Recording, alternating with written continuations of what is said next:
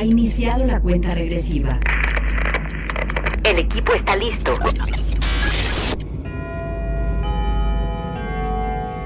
Cronómetro 2020.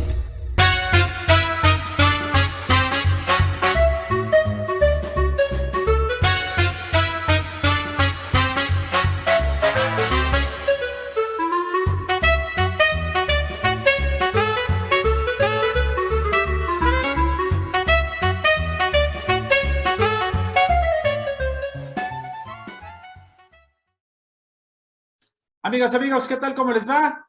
Muy buenos días, muy buenas tardes, muy buenas noches. Como siempre, dependiendo la hora en que nos estén sintonizando, soy David Mendoza y como siempre les doy la más cordial bienvenida a este Cronómetro 2020, ya en su sexta temporada. Y bueno, pues la verdad es que estamos muy contentos de que nos estén siguiendo, pero sobre todo, bueno, pues señalar que debido a las circunstancias tuvimos que adelantar como ya muchos se habrán dado cuenta, el programa que teníamos hoy programado para este lunes, y bueno, pues decidimos adelantarlo para el jueves de la semana pasada porque, bueno, pues el asunto de lo que está pasando allá en Ucrania, pues simplemente se destapó y las cosas, bueno, pues se pusieron difíciles.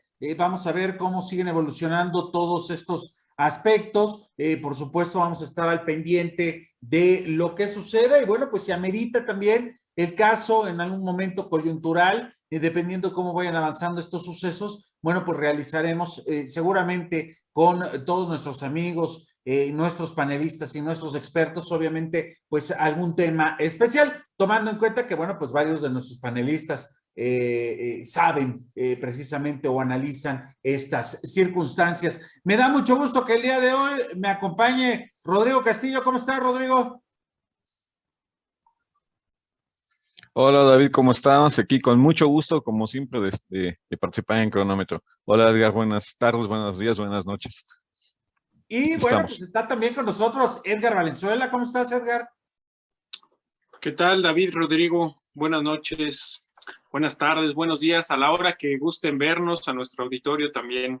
Oigan, contentos de estar por acá de nuevo. hay que recordarle a todos nuestros amigos que, bueno, pues pueden encontrarnos no solamente en nuestra página de YouTube, sino también en nuestras redes sociales, Facebook e Instagram, donde, bueno, pues vamos a tratar de empezar a mantener ya una comunicación mucho más amplia para que, bueno, pues estén enterados de todo lo que estamos analizando. Oigan, a ver, regresemos un poco a la agenda nacional, regresemos un poco a un problema que se destapó y que, bueno, pues Edgar, Rodrigo y yo ya llevamos tiempo platicándolo, planteándolo, porque debemos de partir de una cosa ya en el ámbito de la agenda nacional. El presidente Andrés Manuel López Obrador, con este formato de las mañaneras, pues prácticamente lo que había logrado era controlar la agenda de los medios de comunicación en este país. Cuando el presidente decidió hacer este ejercicio de difusión, de información, de rendición de cuentas, si lo podemos llamar así, todos los días, de alguna forma el presidente colocaba en los medios los temas de los cuales se tenía que hablar.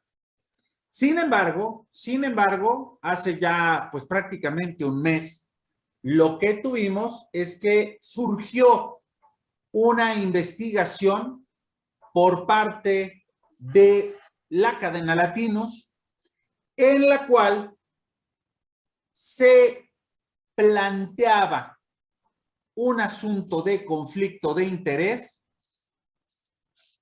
porque uno de los hijos del presidente Andrés Manuel López Obrador vivía en una casa en Houston. No hay problema, ahí estaba.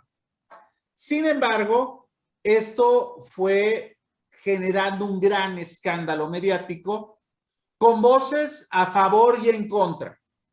Voces a favor, obviamente, de este tipo de reportajes y voces en contra que señalaban que obviamente todo era parte de un montaje.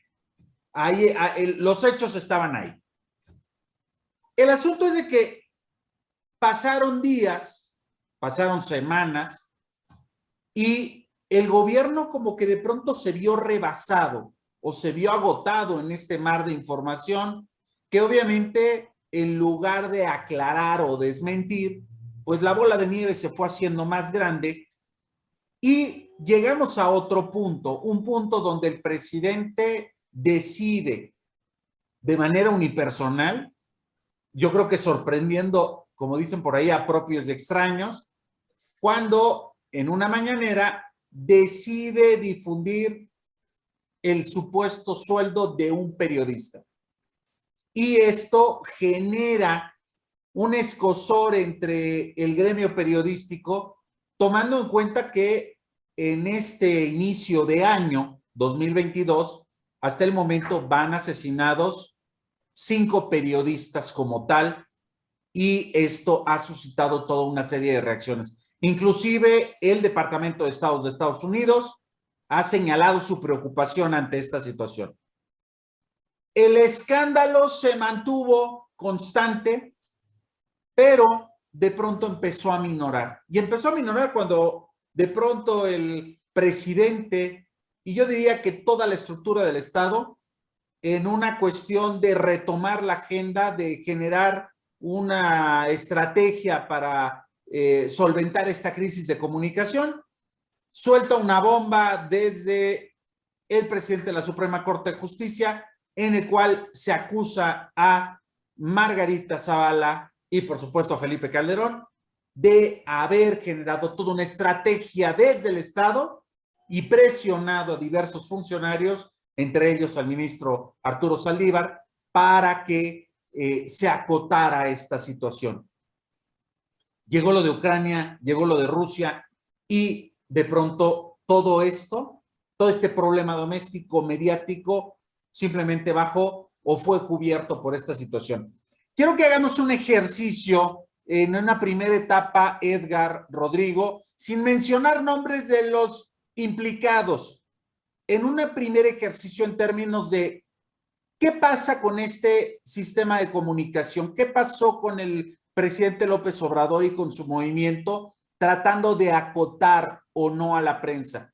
Hubo algunas, desde mi parecer, algunos comentarios desafortunados del presidente, inclusive señalando a la prensa, ustedes saben si se portan mal, ya saben lo que les pasa. O el hecho de minimizar o de señalar que quienes no estén a favor del presidente están cometiendo traición a la patria. Y cosas que de pronto exacerbaron mucho los ánimos. Entonces, si hacemos este ejercicio lo más objetivo posible, sin caer, ya después hablamos de los nombres y de los personajes, pero en esta primera intervención sí me gustaría que planteáramos cómo vemos esta situación en términos mediáticos. Edgar Valenzuela, ¿qué te parece si iniciamos? Ahí está. Mira, en primera, sí decir, la objetividad en ciencias sociales no existe, es un mito.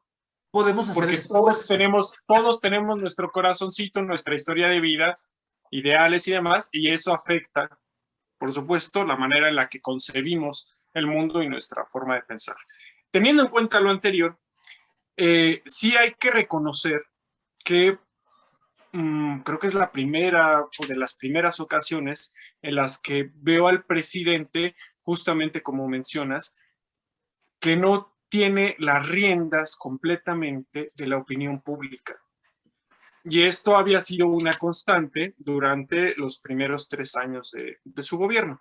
Ahora, eso no quiere decir que el reportaje en cuestión tenga una pulcritud periodística intachable, ¿no? Tiene bastantes asegúnes, pero también tiene bastantes asegúnes la reacción desde la presidencia de la República.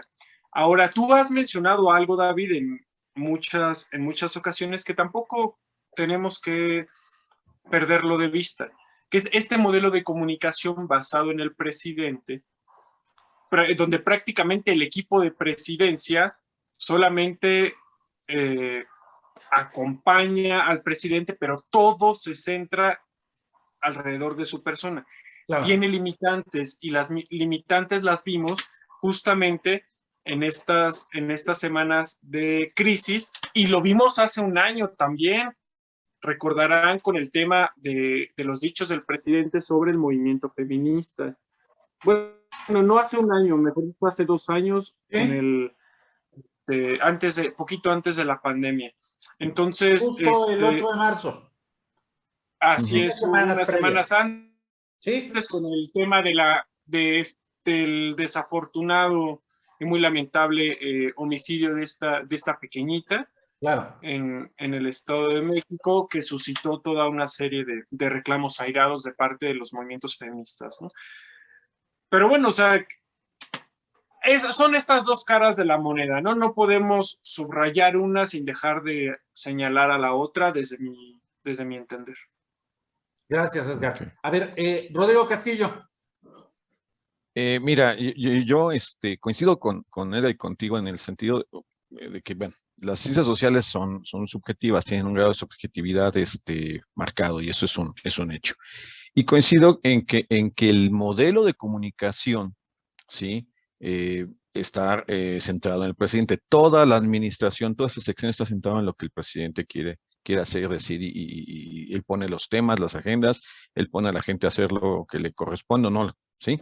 Bueno, ¿qué pasa cuando el presidente, en un modelo de comunicación que ya se estaba agotando, ya era bastante claro que se estaba agotando cuando salía a hacer chistes o ponía música, se ponía a cantar o etc, etc, pues ya es claro que ya el modelo no daba para más. Es un ejercicio de 2 horas o poco más de 2 horas diario, pues es lógico que no hay quien lo soporte, quien lo aguante. ¿Qué fue lo que sucedió? Que el reportaje en cuestión, que yo creo que está bastante bien hecho, ¿sí? Puede tener algunas cosas algunos claroscuros, pero vuelvo a lo mismo, es subjetivo, ¿no? La apreciación que tenemos y de quien lo escribió, ¿sí? Tocó algo la esencia de esta administración, ¿sí? Que era un potencial conflicto de interés alrededor de un concepto que se supone que es central en esa sección, el combate a la corrupción. Pero adicionalmente a eso, pues toca a alguien que es familia del presidente, es el hijo de su primogénito. Pues lógicamente cualquier persona lo haría. El problema es que el señor presidente no se puede molestar o no puede ventilar. Yo creo que ahí de todo el mundo lo tomó fuera de base. Trompicada respuesta de parte de la Dirección General de Comunicaciones de la Presidencia, y de la gente de Palacio Nacional, que pues parecía que estaba dando palos de ciego, ¿sí? Y les llevó mucho tiempo, les llevó más de 20 días poder, como tú decías en la introducción, poder hacer un control de daños adecuado, poder posicionar un tema distinto. Revivieron un tema bastante viejo, no sé hasta qué tan atrás se van a ir en la revisión de temas para utilizarlos si es necesario. Entonces, pues yo veo que no reaccionaron bien, que el modelo de comunicación ya no da para más, ¿sí? Que sería loable que cambiara este modelo, que ya se diera mañaneras todos los días, o lo que sea, ¿no? Entonces, va por ahí, ¿sí? Esa sería mi primera opinión. ¿Sí? Hay algo que creo que llama la atención, y ya en esta segunda parte ya podemos hablar de nombres, de personajes, de grupos de interés, que están vinculados precisamente en este ámbito de la comunicación en nuestro país, finalmente apoyando las grandes empresas, apoyando obviamente los periódicos, los periodistas, los columnistas. Como dices, Edgar, finalmente todos tenemos nuestro corazoncito, ¿no? Y habrá quienes pues nos guste leer a ciertos personajes consideremos que otros están acotados, consideramos que otros de alguna forma pues están recibiendo pues ahí algún favor por parte de alguna oficina de gobierno, o a otros estarán obviamente orientados a partir de apuntalar los intereses económicos de alguna empresa o de algún sector de la población. Pero en este sentido llama la atención, y yo no sé si ustedes lo notaron, el presidente, y lo habíamos platicado en algún otro programa, Edgar, a final de cuentas el ejercicio de gobierno lo que termina haciendo es que desgasta. Y la semana pasada vimos una escena que a mí me llamó muchísimo la atención, donde el presidente hizo una serie de recorridos por Palacio Nacional, y en una de estas recorridos por Palacio Nacional le preguntan, oiga, y bueno, ¿y qué va a hacer? Dice, no, yo ya estoy rendido, o sea, yo ya estoy agotado, yo llega el 2024, me retiro, como lo ha mencionado en muchas ocasiones, y ya me quito de todo este asunto de la vida pública.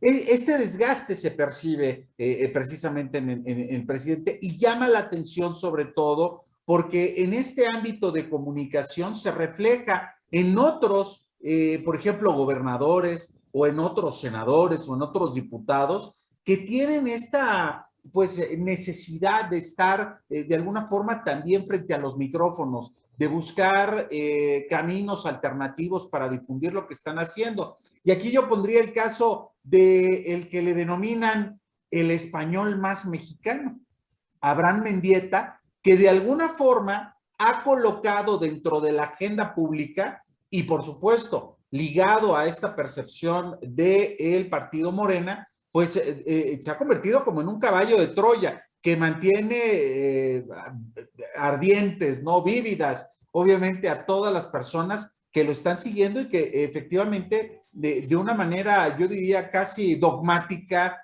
doctrinal, bueno, pues las estás usando constantemente. ¿Qué pasará aquí en este sentido, amigos? Estamos viendo esta necesidad del mismo desgaste de las actividades de gobierno. Estamos hablando de 2022, 2024 está a la vuelta de la esquina, y obviamente también el cierre de todo lo que venía siendo el proyecto del gobierno, la Cuarta Transformación, está viendo ahora sí sus límites y sus alcances. Adelante.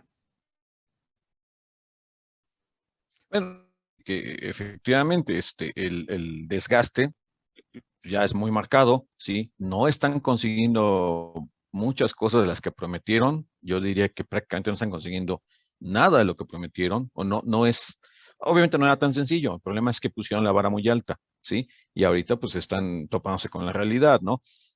Obviamente nadie presupuestó la pandemia, como nadie estaba presupuestando que, que el conflicto en Europa del Este, no como lo vimos, ¿no? Bueno, yo creo que mucha gente del partido Morena, ¿sí? También de Abraham Mendieta, pero igual puede ser Genaro Villamil, o puede ser la misma secretaria general del partido, O Jesús Ramírez Cuevas. O sea, Jesús Ramírez Cuevas, pues están haciendo lo que se espera ante la debilidad marcada del gobierno. Están tratando de reposicionar los temas que a ellos les convienen, moviendo a la base, ¿sí? A sus seguidores, ¿sí? Sobre todo en redes sociales, para generar una sensación de que las cosas no es como dicen los opositores, ¿sí? Pero obviamente, entre más es más notorio que no haya avances, es más la virulencia de la gente como Mendieta, ¿sí? O como Ferroña, que también luego tiene unas joyas de tweets que habría que enmarcar, o del mismo Villamil, ¿sí? Yo creo que es respuesta al desgaste del ejercicio de gobierno de este gobierno, ¿sí? El problema, bueno, primero está enfocado a sus seguidores, a la gente que es morenista de hueso colorado. Pero el problema es que ahorita ya no es suficiente para reposicionar temas, no es suficiente para generar tendencias o contratendencias respecto a lo que los opositores están manejando, ¿sí? Entonces, también eso se está agotando, ¿sí? Y no sé si Ramírez Cuevas necesitará repensar la estrategia, ¿sí? Buscar con menos negativos. Estoy pensando en Mendieta o en Cayo de Hacha, ¿sí?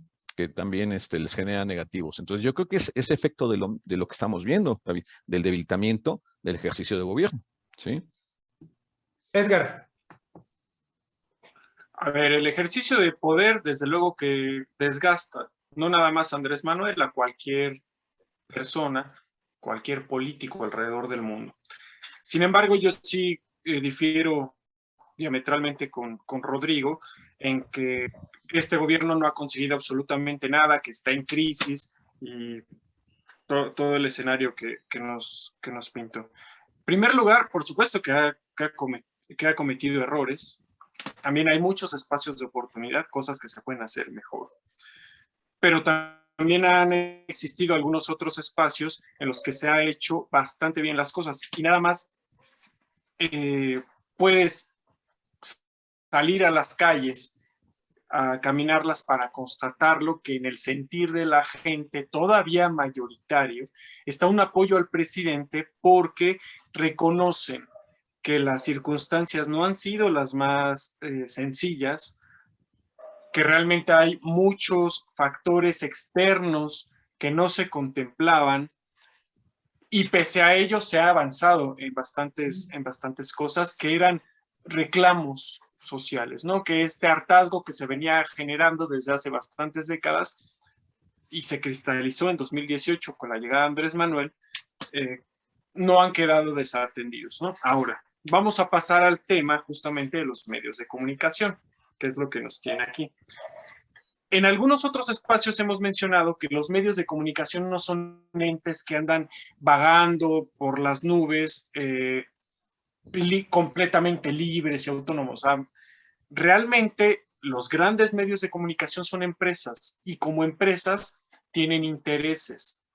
Lo mismo los grandes conglomerados como Televisa, como Televisión Azteca, que por cierto Televisa no es cualquier empresa. En su consejo de administración estaban representados todos los oligarcas del país, absolutamente todos, hasta hace apenas unos pocos años, para que veamos el tamaño de empresa y lo que significa.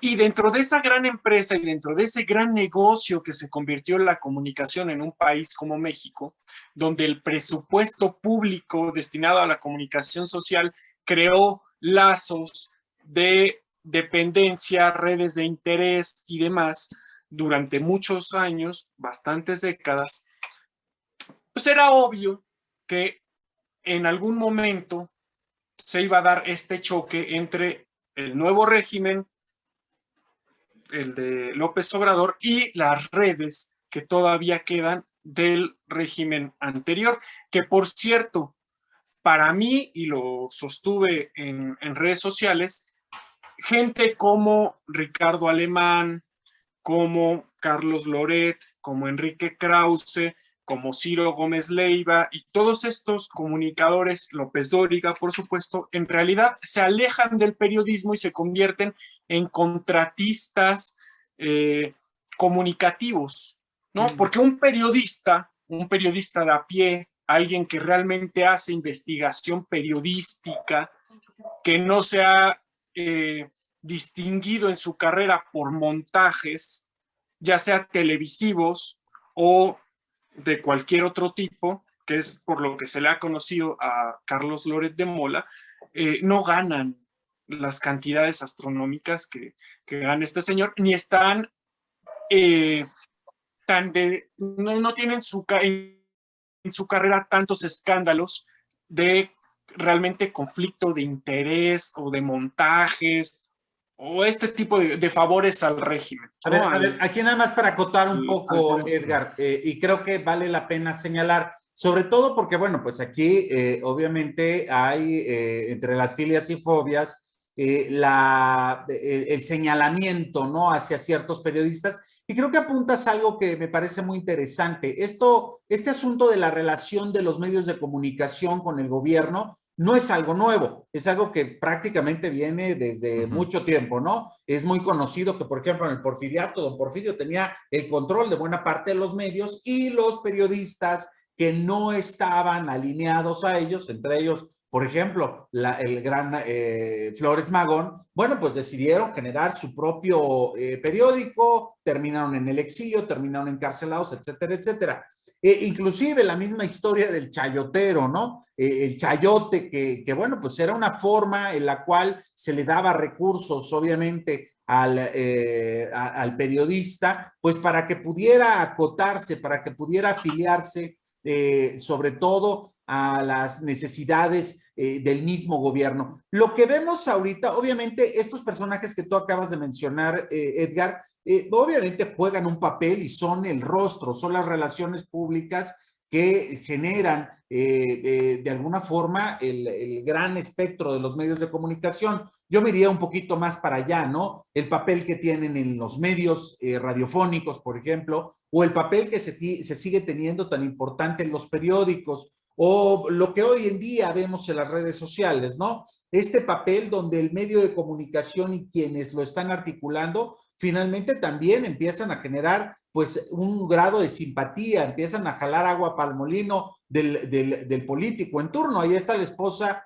perdón por mencionarlo así, del gobernador de Nuevo León, que de alguna forma fue en buena medida el gran arrastre que tuvo para que Samuel García esté hoy en el poder. Sin embargo, aquí yo te señalaría algo. Efectivamente, no todos los periodistas están ganando estas grandes cantidades, ni se convierten en prestamistas o en arrendadores, obviamente, de su conocimiento, pero sí como rostros, como imagen de todo este esquema, también tienen líneas editoriales. Y llamó la atención ahorita que mencionaste a Ciro Gómez Leiva, que hace un par de semanas Ciro Gómez Leiva no apareció en su noticiero nocturno de Imagen, y lo que no estuvo fue 2 días, y después se publicó un tuit donde decía, pues saben que fue un gusto haber estado aquí con ustedes, ¿no? Se creó ese gran rumor, y después al otro día en su programa de radio, él señaló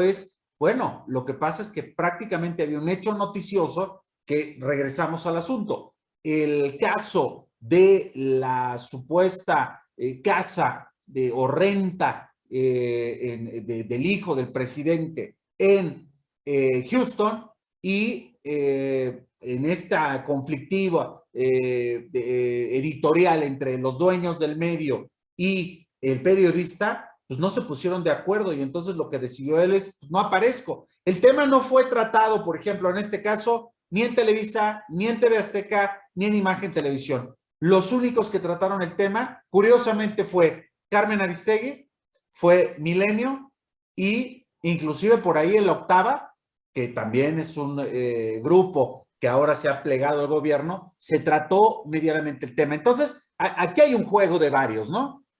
Claro, y mira, perdón, Rodrigo, por retomar la palabra, solamente mencionar una cosa. A ver, el que los medios de comunicación tengan una posición política no tiene nada del otro mundo, ¿eh? En muchas partes del planeta, los medios tienen una clara afiliación política y se definen como tal. El ejemplo que siempre ponemos, el que es más claro o más cercano a nuestra realidad, es Estados Unidos. CNN está siempre con los demócratas, Fox News con los republicanos. No pasa nada. El tema aquí es cuando en México se quieren dar estos aires de pureza, de objetividad, y realmente no los tienen porque representan a grupos de interés político y económico. El tema detrás de la polémica en torno a cuánto gana Loret de Mola es quién lo está financiando. Claro. ¿De dónde vienen los recursos para financiar a un medio de comunicación que está constantemente golpeteando al gobierno en general y particularmente a la figura presidencial? Si nos metemos a analizar el detalle del texto en cuestión, el de la renta del hijo del presidente, tiene bastantes inconsistencias porque se hacen inferencias, no se demuestra con datos las aseveraciones que ahí se están haciendo, ¿no? Es todo a partir de inferencias y de sospechosismo, porque se juega con esta parte del régimen, que en México era una ley prácticamente, estos arreglos y menjurjes detrás o en lo oscurito, ¿no? Pero bueno, regresando un poco al tema de Carlos Loret, de Latinus y de este tipo de medios que ya traen una línea específica de choque, pues, contra el gobierno, en este caso encabezado por López Obrador. ¿Quién lo financia? Bueno, ya sabemos que detrás de Latinus se encuentra la figura de Roberto Madrazo Pintado, ex candidato presidencial del PRI, a través de su hijo y de su yerno. ¿Cómo se ha financiado estas empresas detrás de Latinus? Pues con contratos públicos. ¿Quién se los ha dado? Curiosamente, gobiernos de oposición. El más escandaloso caso, ahí sí, de conflicto de interés que no se está hablando, por cierto, es el del gobierno de Michoacán, cuyo secretario particular de Silvano Aureoles, me refiero, Marco Antonio, no recuerdo los apellidos, es socio de Latinus, y el gobierno de Michoacán, en tiempos de Silvano Aureoles, dio casi 383 millones de pesos en contratos a las empresas de los hijos de Madrazo, es decir, la conexión Latinus, el gobierno de Michoacán y el erario público. Por cierto, del presupuesto de salud, para aquellos que se rasgan las vestiduras diciendo sobre los medicamentos y toda la crisis sanitaria, ahí se los dejo de tarea, que no lo han mencionado, por cierto. Y nada más acotar algo que me llama la atención, y te doy la palabra, Rodrigo. El peso que se le da a Latinus, cuando en realidad es una plataforma streaming, no tiene la capacidad que podría, ni el alcance que podría tener, por ejemplo, Televisa, TV Azteca, Imagen, Grupo Radio Centro. No, pero se le replica. Reforma. Es la punta de lanza a través del cual se le replica, que es lo llamativo. Por supuesto. Y aquí también tendríamos que entrar también con otros medios de comunicación que a lo mejor son un poquito más modestos. Ahí está el caso de Sin Censura, está el caso de los portales de Lord Molécula, Contralínea, inclusive por ahí podríamos platicar también del dinero que se le entrega a la jornada o de la forma en que hay otros actores donde también se está participando activamente. Así es que aquí, Rodrigo, te quiero orientar un poquito con esto que te estoy diciendo, porque de pronto dos de los grandes medios que en su momento fueron muy críticos del gobierno, ahora parece ser que el gobierno no está a gusto con ellos, y me refiero precisamente a dos casos. El caso de la revista Proceso y el caso de Carmen Aristegui. Sí, a ver, yo quería también entrarle por ahí porque lo que dice Edgar es cierto. Primero, Edgar estaba diciendo que los medios o las empresas que tienen los medios son negocios. Son negocios, van a tratar de hacer dinero. Y si hay quien quiera invertir, pues lo van a hacer independientemente de cómo se apelliden o de dónde vengan, ¿sí? Dices que Latinus recibe dinero público, ha recibido dinero público. Pues la jornada depende prácticamente en un 100% de la publicidad que le vende, que le paga el gobierno. Oye, inclusive ¿sí? Se decía que Enrique Peña Nieto lo había salvado de la quiebra, ¿no? Así es, ¿no? Y se dice que la directora general es pues muy cercana al presidente, son compadres, una cosa así. Bueno, ahí no hay problema porque obviamente ideológicamente está alineada con este gobierno. Y entro a lo que tú estás diciendo, David. Proceso siempre ha tenido una línea crítica, ¿sí? Independientemente de qué color sea el residente el titular del Ejecutivo, si encuentran algo, lo sacan, y nadie los ha acusado de golpear, como acabas de mencionar, de golpear directamente al presidente y a la administración. Y también replica mucha gente lo que dice Proceso, ¿sí? Estaba bien cuando era a los gobiernos emanados del PAN o del PRI, ahorita pues ya no, aparentemente ya no les gusta, y es el caso de Carmen Aristegui. Aristegui fue una persona sumamente cercana a López Obrador. Cuando supuestamente los medios le pusieron un cerco informativo al candidato, al eterno candidato López Obrador, que eso tampoco es cierto porque lo buscaban y tenía espacios, y todos los días había notas en todos los medios impresos y digitales del López Obrador. Entonces, cerco, yo no entiendo eso como un cerco. Bueno, Él sí le daba entrevistas, sí le tomaba la llamada, sí hablaba en su espacio radiofónico, pero ahorita como Carmen Aristegui tomó cierta información del reportaje de Latinos y lo replicó, ya ahora ya es una conservadora, engañó a todo mundo, o sea, la denostó en la mañanera López Obrador. Entonces, lo que parece, y voy a dejarlo así como que parece, es que para estar bien con el gobierno tienes que decir lo que el gobierno quiere que se diga. Y si no, pues te echan en el saco de los conservadores, de los opositores y de quienes están un golpe blando. Perdón, pero eso sí es una cosa que se sale de toda dimensión, ¿eh? Entonces, Bueno. creo que no va por ahí. Puede ser que a mucha gente no le guste López Dóriga o Loret o Ciro. O Sí, claro. No te gustan, no los escuchas, no los ves. No, exactamente. Ya tiene, este gobierno tiene a Serrano, tiene a Lord Molécula, sí, a la señora que está siempre con el Lord Molécula, que no recuerdo su nombre, etcétera, etcétera, sí. No debería de ser un problema, sí. En una democracia puede caber todo y cada quien escoge lo que quiere escuchar y cada quien le cree a quien le quiere escuchar, pero si desde Palacio Nacional empiezan a marcar a este sí y este no, pues estamos en un problema grave, ¿sí? Y nada más quiero terminar con esto, ¿sí? Evidentemente, Latinos y Loret se han convertido en alguien, en persona no grata para presidencia. Y se ha dicho mucho de que tienen hoyos sus investigaciones, de que son tendenciosas. Puede ser que sí, pero ojo, todas las investigaciones que ha sacado Latinos no han podido o no han querido, ¿sí?, echarlas, o comprobar que lo que dicen son mentiras. Cuando salió lo de los sobres con dinero del hermano del presidente, sacaron un video, pues no dijeron exactamente qué pasó, no pudieron desmentir. Lo del otro hermano de Martinazo, ¿no? Tampoco lo pudieron desmentir.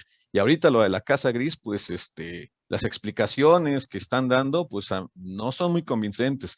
El formatito que sacó La Jornada, que caramba, para llenar el formato de la Secretaría de Finanzas de la Ciudad de México, tiene más candados que lo que presentó La Jornada. Entonces, oye, Rodrigo, ya no le vas a dejar más que un minuto aquí a Edgar para que conteste, porque ya nos vamos. Adelante, Edgar. Sí, sí.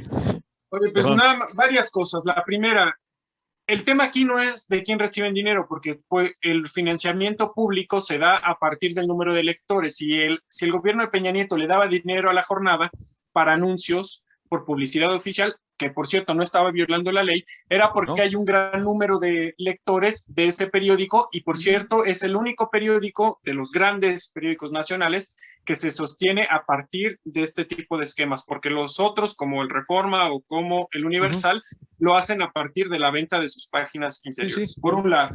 Entonces, hay otro tema, no es ese, el que si recibe o no dinero público a partir de contratos de publicidad oficial. El tema es el conflicto de interés del que nadie está hablando, en el que incurrió uno de los socios principales de Latinos.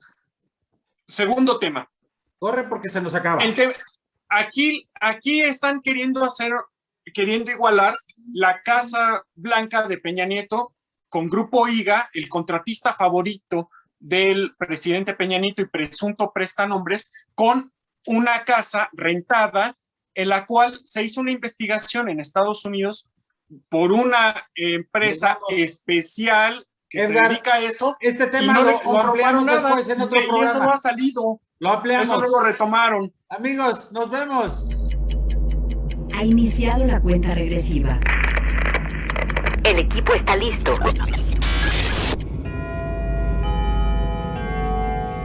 Cronómetro. 2020.